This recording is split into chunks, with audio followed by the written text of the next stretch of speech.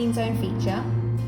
The frog cartridge will add a steady dose of bromine into the water during filtration cycles and when the jets are on. This is especially useful when going on holiday or if you know you're not going to be using the spa for longer periods of time.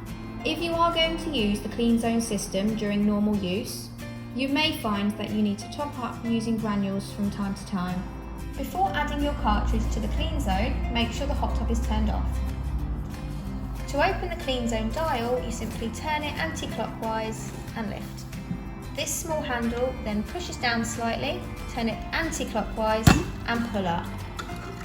You'll notice on the cartridge it has setting 0 to 6. Your setting will depend on the size of your hot tub and how often it is used. We are having this one set to 2.